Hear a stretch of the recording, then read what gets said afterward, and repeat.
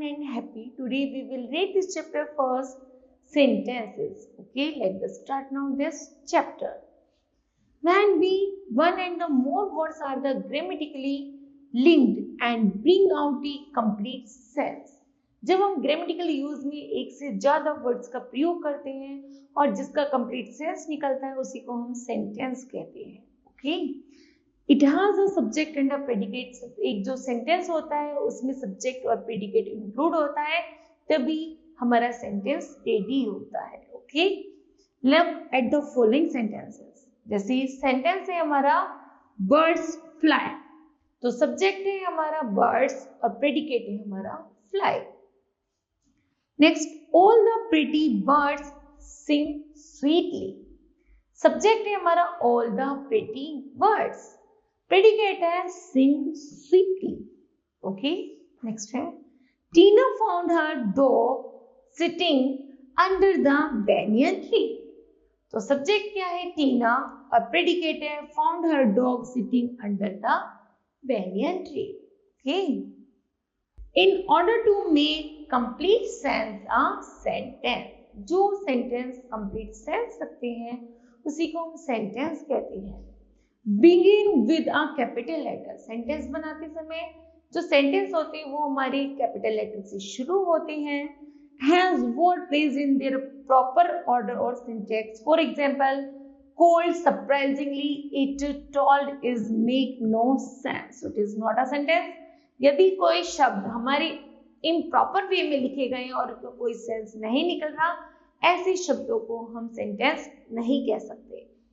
Ends with a full stop. जो sentence जब हम कर बनाते हैं तो कैपिटल लेटर से, और जब एंड करते हैं तो उसे फुल स्टॉप, क्वेश्चन मार्क या फिर एक्सक्लेमेशन मार्क के द्वारा कंप्लीट करते हैं. ओके, नेक्स्ट है kind of sentences based on meaning. Depending upon the meaning. यदि हम मीनिंग के डिपेंड पर रहें, also the tone which the speaker wants to convey through a statement. Sentences can be classified into the 5 types. Number first, assertive or the declarative sentences. A declarative sentence is a sentence that makes a statement. Declarative या assertive sentence वह sentence होते हैं जिनमें जो बात की जाती है वो बिल्कुल डिक्लेयर, निर्णय या फिर फिक्स होती है. Which can be a fact on the opinion. जिसमें हम अपनी राय रख सकते हैं, convey ideas and the observation or the explanation. That's called the assertive sentences. This is the most commonly used type of the sentence. ये ऐसे साधारण sentence होते हैं and is the simplest way to the communicate. जिसमें साधारण तरीके से जो हम अपनी बातचीत करते हैं उसी को हम इंफॉर्मेशन देते हैं और लास्ट में ले जाकर के हम फुल स्टॉप का यूज करते हैं, उसी को हम assertive sentence कहते हैं. Example, This building was constructed in 2003. ये जो बिल्डिंग है हमने क्या किया, ऑब्जर्वेशन किया और बताया, तो ये 2003 में बनी. तो लास्ट में हमने कहा दिया फुल स्टॉप. नेक्स्ट है I saw a rainbow over the lake. Next, I was late as there was traffic. I went to the market yesterday. There is a lots of the snow in the winter, and sparrow is a beautiful bird. We can make a presentation for our upcoming event. Okay. Next, interrogative sentences. These sentences are used to ask questions or interrogative. Interrogative sentence वह sentence होते हैं जिनमें question create होते हैं. They always ends in a question mark, और जो question का end होता है वो question mark पर होता है. These sentences often begin. ये sentences अक्सर किससे शुरू होते हैं? Who, when, what, what, why and how. किससे शुरू होते हैं? क्वेश्चन वर्ड से शुरू होते हैं एंड लास्ट इनका क्वेश्चन मार्क पर होता है. Interrogative sentences can be either. जो simple interrogative mean first type interrogative sentences होते हैं वो ऑक्सिलरी वर्ड से शुरू होते हैं. Auxiliary words just like is, are, am, has, have, was, were. Okay, जैसे ऑक्सिलरी वर्ब से शुरू होते हैं तो उसमें जो क्वेश्चन होता है वो आइदर यस या नो क्वेश्चंस होते हैं, ओके। और open ended questions which requires N explanations, okay, जिनमें ऑक्सिलरी शुरू है तो यस और नो, और जो क्वेश्चन वर्ड से क्रिएट होते हैं उसमें हमें आंसर में पूरी एक्सप्लेनेशन करनी होती है। That's called the interrogative questions. Example है व्हाट इज योर नेम, तो हमें अपना नाम बताना पड़ेगा, that is second type interrogative. Where is Isabel, Isabel कहाँ है, ये भी second type. Is there is another way, ये ऑक्सिलरी से शुरू है first type. What are you doing here, double interrogative. Do you want something to eat, do से शुरू है मीन ऑक्सिलरी से शुरू है तो first step interrogative. What time do you get in the morning, second type. And what is the capital of India, it's a second type interrogative, okay. Next है imperative sentences. These sentences are sentences that are used to make a request, offer advice, issues a command or given an instructions. Imperative sentences, That's called a imperative sentences. Imperative sentences जब हम किसी को command, request, advice, suggestion create करते हैं, ऐसे sentences को हम imperative sentence कहते हैं। Imperative sentences can be positive और नेगेटिव। imperative sentence पॉजिटिव भी हो सकते हैं और नेगेटिव भी हो सकते हैं। They typically ends up in the full stop. ये वास्तव में इनका जो एंड होते हैं वो फुल स्टॉप पर होता है। Sometimes however, they can end in the exclamation mark when the command order is given with a lot of feeling. यदि हम इसमें exclamation mark का प्रयोग करते हैं तो इससे पता चल जाता है कि इसमें बहुत सारी फीलिंग सडन अचानक से आ गई है। That's called the exclamation imperative sentences. Okay. Example shut the door, दरवाजा बंद करो, मतलब सडन फीलिंग आई है तो ये हो गया exclamation imperative. Next है please be quiet, full stop है तो simple imperative. Clean your book room, अपना रूम साफ करो, फुल स्टॉप है तो imperative. Open your parents, अपने माता पिता का कहना मानो, imperative. Complete the task by noon, please maintain silence in the library and don't go outside without an umbrella. That's called the imperative sentence. क्योंकि इन सेंटेंस में कहीं कमांड किया जा रहा है, कहीं एडवाइस दी जा रही है, कहीं ऑर्डर दिया जा रहा है ना, तो इनको हम कहते हैं imperative sentence. In imperative sentences, the subject is always you. In imperative sentences में हमेशा you subject होता है, but you is implied. लेकिन you इस सेंटेंस में क्या होता है, छुपा होता है, ओके, नॉट मेंशन, उसे मेंशन नहीं किया जाता, लेकिन हमेशा वह यू रहता है किसमें, इंपेरेटिव सेंटेंसेस में। नेक्स्ट है exclamatory sentences. These sentences are used to express strong feeling. ये जो सेंटेंस होते हैं वो हमेशा स्ट्रॉन्ग फीलिंग एक्सप्रेस करते हैं and the emotions like happiness, excitement, anger, disbelief etcetera.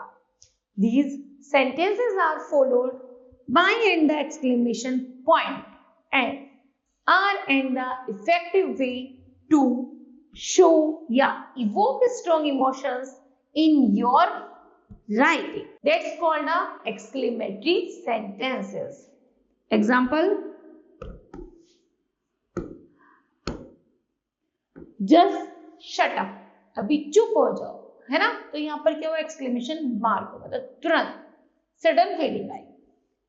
Wow what a day, wow कैसा दिन है ना, कितना अच्छा दिन है, तो ये भी सडन है।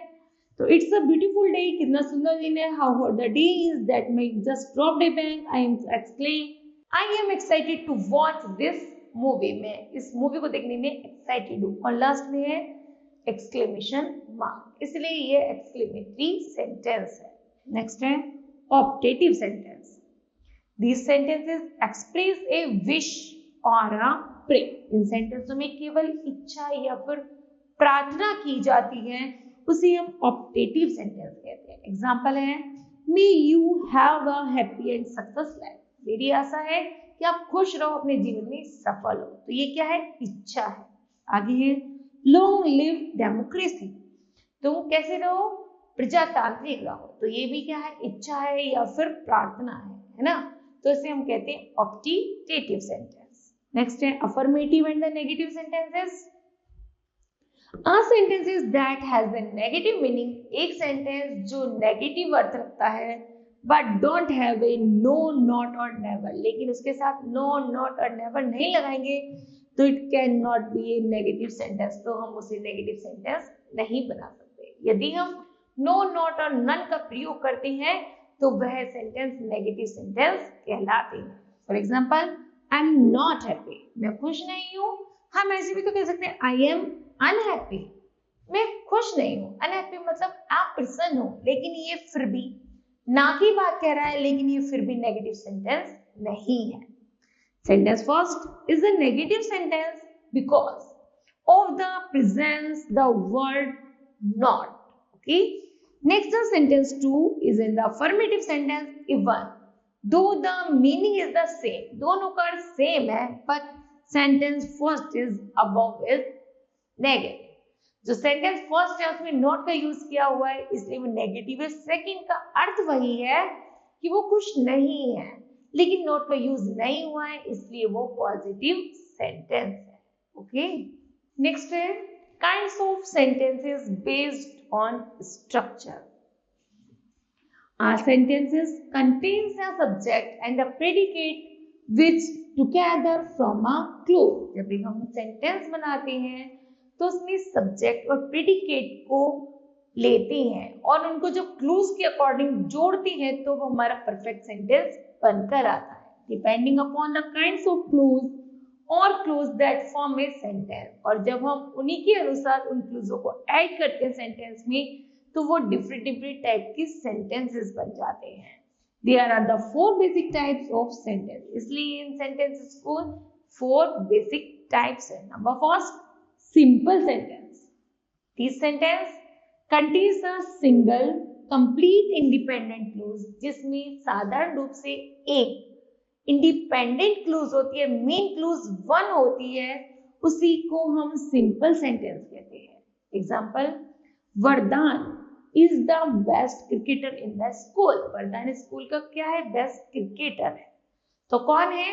वरदान। वरदान is the main clues. Next, I saw the most amazing site in the Africa. मैंने अफ्रीका का मुख्य दृश्य देखा, तो किसने देखा? मैंने। ओके, तो वरदान and I is the main clause, it's called a simple sentence. Next, compound sentence. These sentences are made up of two or the more independent clause, जहां पर दो या दो से ज्यादा इंडिपेंडेंट क्लूज होती हैं, that are joined together by mean of the coordination conjunction, और उन दोनों क्लूजों को एक कोऑर्डिनेशन कंजक्शन से जोड़ा जाता है। And independent clues has a subject. प्रत्येक इंडिपेंडेंट क्लूज में एक सब्जेक्ट होता है, प्रेडिकेट होता है, and the agreement it express our complete sense. और सभी जो एक क्लूजें होती है अपने आप में कैसी होती है? कंप्लीट होती है, सेंसफुल होती है, इसलिए हम इसको कंपाउंड सेंटेंस कहते हैं। सब्जेक्ट एग्जांपल है, I have been trying to open this packet for the last half an hour but it has been taped all over too tightly.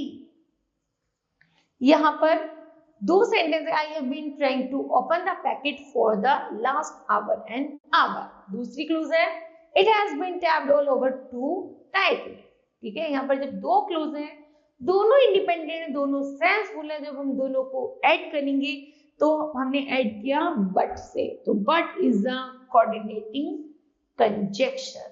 Okay, next है complex.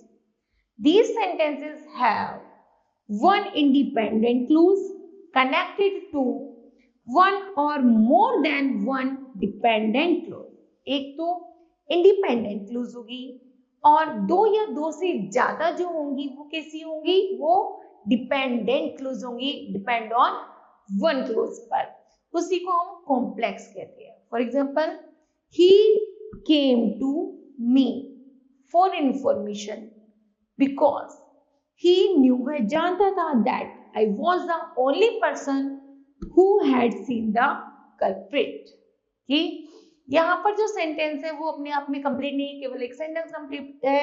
He came to me for information. Next है, जैसे कि हमने यहाँ पर पढ़ा था he came to me for information, वह मेरे लिए इंफॉर्मेशन लाया है, तो ये हो गए कंप्लीट सेंस. ओके, तो जो वन होती है, one clause is a main clause, is a independent clause, and the other clause are the dependent on one clause. It's called a complex sentences. Okay, the above sentences has 4 clauses. जैसे sentence में 4 क्लूजेस थी, 1 dependent, एक तो independent थी और 3 dependent थी. These dependent clauses is introduced by a subordinating conjunctions. Number first है, he came to me for information. ये क्या है? Independent. Because he knew, क्योंकि वह जानता था. ये क्या हुई? Dependent clause. That was the only person, that a dependent clause. And who had seen the culprit?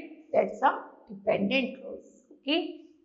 Next is compound complex sentences. These sentences contains at least 2 independent clauses and the one or more than one dependent clause. जहाँ पर एक से ज्यादा dependent clues होती है, mean दो independent हो और 2 से ज्यादा डिपेंडेंट हो, उसी को हम कंपाउंड कॉम्प्लेक्स सेंटेंस कहते हैं.